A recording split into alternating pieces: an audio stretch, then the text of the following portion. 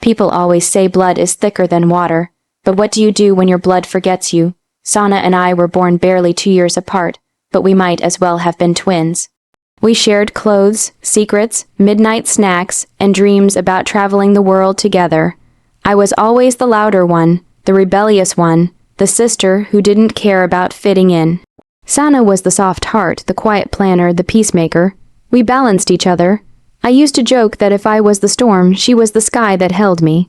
But the sky darkened the day Zaid walked into our lives. He was tall, sharp, jawed, and carried himself like a man who always got what he wanted.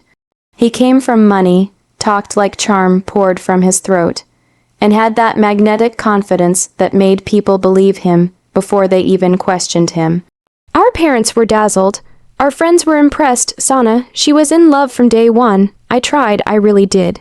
I smiled at dinners, nodded through conversations I didn't agree with, and bit my tongue when I saw her start to change. But the shift was slow, poisonous. Phone calls were cut short. Our late-night voice notes stopped altogether. When I questioned her, she'd laugh it off. "You're overthinking." She'd say, "Zaid's just traditional, traditional." That was her new word for everything. Why she stopped wearing her favorite jeans. Why she deleted her old social media.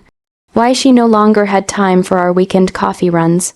Then one day, I found out she was engaged through Instagram. There she was, wrapped in gold, smiling beside Zaid in a garden I didn't recognize. She said yes, hundreds of likes, dozens of congratulatory comments. My phone buzzed for hours, not from her, but from mutual friends asking why I wasn't in the photos. I didn't know what to say, because I didn't know she was even engaged. No message, no call, no invitation. Not even a warning. For weeks, I kept hoping it was a misunderstanding. Maybe she meant to call. Maybe I'd get a belated invite. But the date came and went. Then came the wedding photos, professional shots of her in an ivory lehenga, henna dark against her hands, her eyes not quite smiling. My parents were there, extended family, neighbors, childhood friends, but not me, her only sister. The shame was a weight I couldn't shake. I lay in bed that night wondering what crime I had committed.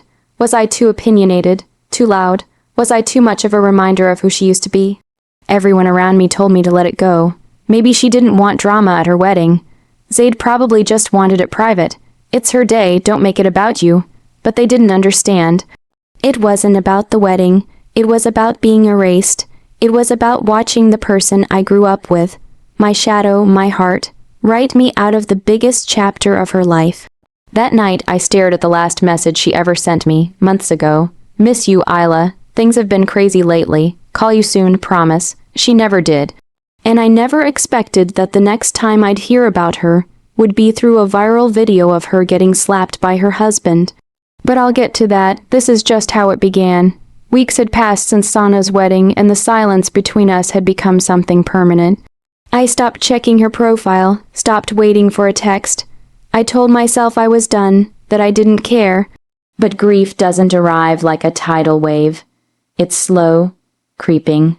It lingers in the quiet, settles into the little things, passing her favorite bakery on the way home, seeing two sisters laughing at a coffee shop, hearing her name in a song. I thought I'd buried it all, until one night, scrolling half-heartedly through my phone, I saw her face again, but not on her page. It was a blurry thumbnail in the corner of a news video. Groom slaps bride during reception, video sparks outrage. I sat up. My heart knew before my brain did. I clicked play. There was a sea of gold and red, a shimmering stage. People clapping. Sana, in her reception dress, was standing next to Zaid with a stiff smile. You could tell the photo ops were endless. She looked thinner, more tired. I caught the moment just as they were about to cut the cake. She leaned in and whispered something to Zaid, something only he could hear. His expression changed, and then, in front of the entire hall, he slapped her, hard. The sound echoed even through the shaky video. There was a collective gasp. Her body jerked sideways from the force. She clutched her face, stunned. He stepped back like nothing happened, like it was normal. People in the crowd froze, some looked away. A few rose from their seats, but no one ran to her. No one screamed. The music played on. I watched it again. And again, my hands shook with rage, my heart shattered with each replay. I wasn't just witnessing a slap. I was watching her soul fracture. The video spread like wildfire across social media. It had everything the internet loved: drama, outrage, scandal. TikToks dissected it. Influencers condemned it. Memes emerged, then quickly disappeared as public anger swelled. Everyone suddenly had something to say about Sana, but no one asked how she got there. I couldn't sleep that night. I couldn't breathe. I kept hearing her laughter from when we were kids, those days when we used to pretend our pillows were microphones and sing Bollywood duets into the night. I remembered how she once cried for days after our pet cat went missing. That girl couldn't be the same woman standing frozen on that stage. Unless something had broken her long before that night, that's when the guilt kicked in. What if I had tried harder? What if I had stormed the wedding? What if I had been louder enough to reach past whatever Zaid had poisoned her with?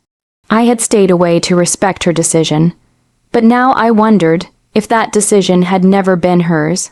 No sister should ever have to see her sibling publicly humiliated like that. But more than that, no woman should be applauded by a crowd one moment and hit by her husband the next. And yet, Sana had been. The world had seen it now, but I had seen the signs long before. I just hadn't wanted to believe them. I stood outside her house for nearly 10 minutes before I found the courage to knock. The gate was painted white, surrounded by manicured hedges and 2 perfect roses. It looked like the kind of house you'd see in lifestyle magazines, immaculate, curated, and cold. Just like her life had become. My knuckles hovered in the air before I finally forced them down on the buzzer. Once, twice, I half expected no one to answer. Then the door opened, and there she was, Sana. Her eyes widened the moment she saw me. She didn't speak, just stared like she was unsure if I was real or part of some cruel hallucination. She was wearing a hoodie, long sleeves down to her wrists despite the blazing October sun. No makeup, no earrings. Her hair, once always curled and cared for, was now tied back in a limp ponytail. But her eyes were the worst part. They looked hollow, like someone had scooped the light right out of them. Isla, she whispered, her voice cracked in paper. Then, I didn't wait for an invitation. I walked in. The silence between us was thunderous. I wanted to scream. I wanted to shake her and ask her how she could do this, how she could let him hit her, let herself vanish like this. But when I turned to look at her, I saw the bruise on her collarbone peeking out from the hoodie. I broke first. Tears came fast and hard. So did hers. We sat on the floor, knees pressed together, like we were children again hiding from our mother's scolding. She reached out and clutched my hand like it was the only lifeline she had left. "I'm sorry," she said, choking on the words. "I didn't know how to leave. I didn't even know how to call you. He made me block you, said you hated me, said you'd ruin everything." My heart clenched.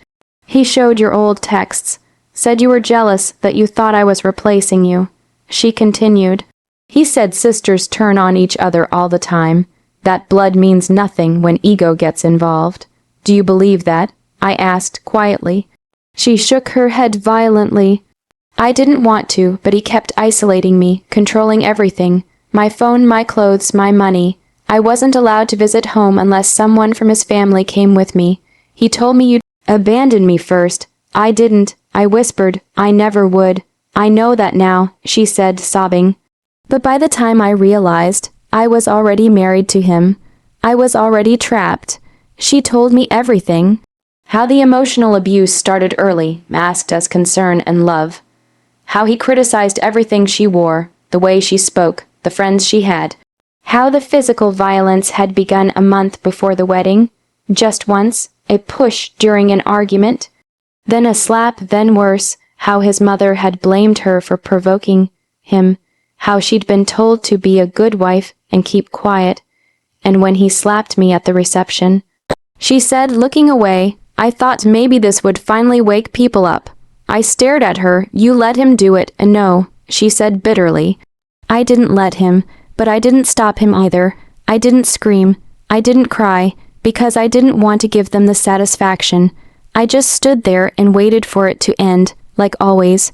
God, I couldn't recognize this version of her. But beneath the layers of pain and silence, I saw a flicker of the old Sana, the one who once stood on a school rooftop and yelled out the lyrics to her favorite song just to make me laugh when I was heartbroken. She was still there, just buried, and I wasn't going to lose her again. You don't have to wait for someone to save you, Sana, I said. You can save yourself, but you don't have to do it alone anymore. She looked up at me. What can I even do? He controls everything. He'll destroy me. I squeezed her hand. Then we'll destroy him first. Her eyes widened, and for the first time since I walked in, I saw something glimmer in her face. Not fear, not shame, but the tiniest seed of hope. When Sana asked me what we could do, I almost laughed at the idea of doing something. For months I had been the quieter sister, hurt, sidelined, watching the life I knew be sold off in installments. Now the hurt had sharpened into something fierce. Anger is a dangerous tool if you aren't careful, but used right, it can be honest work. We expose him, I said simply. Sana's face crumpled. You mean revenge, not revenge, I corrected. Justice, truth, a chance for you to breathe. She didn't understand how easy it was for Zaid to look untouchable. He had money, charm, polished masks. He had people who benefited from his empire, and thus kept quiet. But every mask slips, every empire has seams. I had spent years understanding where seams form, how transactions leave footprints, how pride provokes cover-ups, how arrogance invites mistakes. I wasn't going to detail how I did it. The mechanics don't make the victory sweeter. What matters is that I gathered the proof we needed without crossing the line into the kind of ugliness he'd already sunk into. We began small phone calls to old friends who had been pushed aside, quiet conversations with people who'd once trusted him, a journal he discarded that would later tell 1,000 truths. We collected receipts, contracts with impossible clauses, messages where threats hid behind laughter. There were audio clips from staff at his dealership who'd been told to backdate invoices. There were emails where he coached someone to keep her in her place. Each piece alone could be dismissed. Together, they formed a pattern the size of a storm. Sana's first instinct was to hide. The world had watched her humiliation and then moved on, hungry for the next scandal. But when the documents reached a few journalists anonymously, with care things changed. Reporters with ethics and backbone read everything. They asked questions other outlets wouldn't. They corroborated. They traced money. The slow, methodical machinery of accountability began to churn. When the story broke, it wasn't a single headline. It was a chorus: financial crimes, coercive control. Staff testimonies. The public's appetite for outrage this time matched the weight of our evidence. Zaid called lawyers, denied everything, waved press statements like shields. But the law is not swayed by charm forever. Evidence has its own court, and we fed it carefully. The day police showed up at his office to seize documents, Sana watched on a shaky phone video. She didn't clap, she didn't laugh. She sat in the same hoodie we'd sat in when she first opened the door to me. Instead, she breathed. For the first time in a long time, her shoulders unknotted. He was arrested weeks later. There was a parade of reporters, but none of the old fanfare that had decorated his life. His dealer's partners, who'd once toasted him, began to distance themselves. Assets were frozen, accounts flagged, the empire that fed his power hiccuped and then it fell. In court, Sana testified. She stood under a bright light, voice steady despite the way it shook inside. She described manipulation, the slow erosion of autonomy, the isolation that had felt like love. She was brave, not because she had no fear, but because she chose to speak in spite of it. I sat in the gallery and watched my sister map the years of her life into words that would protect other women. When she finished, the judge thanked her for her honesty.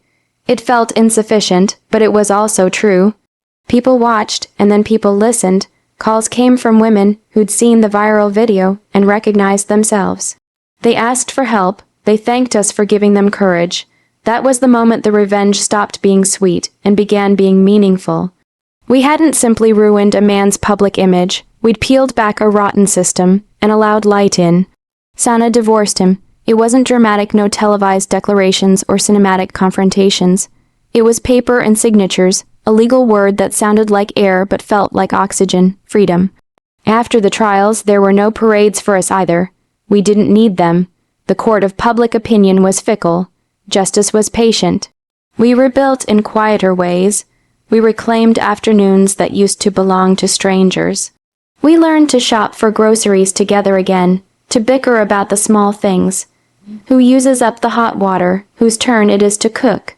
Normalcy was fragile and delicious. The final act of triumph wasn't a viral video or a headline. It was seeing Sana choose herself. She went back to school, enrolling in a course she'd shelved long ago. She started a tiny weekend group for women who needed to find their voice. She cut her hair short as though she was shedding the last of him. One evening, months later, we sat on the same rooftop where we used to sing into sweaters like microphones. The city hummed around us, indifferent and steady. Sana leaned her head on my shoulder and smiled, a real smile that reached her eyes. "You were right," she said softly. "You saved me. You didn't need saving." I argued, wrapping an arm around her. "You chose to come back." She squeezed my hand. "Still, I like thinking you were my knight." I laughed. Knight more like an annoying, relentless sister who refuses to take no for an answer. She nudged me. "Good, keep being annoying." We watched a plane slice the sky. For the first time in years, the future didn't feel like an interrogation. It felt like a book with blank pages. I had not been invited to her wedding. I had not been there to clap when she was crowned a bride. But I had been there when the crown cracked, when someone tried to make her wear shame as jewelry. I had been the one who refused to let the pieces stay broken. There's a strange sweetness in proving the world wrong, not by spectacle, but by giving someone their life back. That was revenge enough for me. We closed the rooftop door behind us, two ordinary women walking home. The city kept its secrets, but our small house no longer had room for them. Outside, the night was soft. Inside, there were two sisters louder now, alive, and finally allowed to be themselves. And that was more than an invitation, more than any wedding had ever offered. It was home,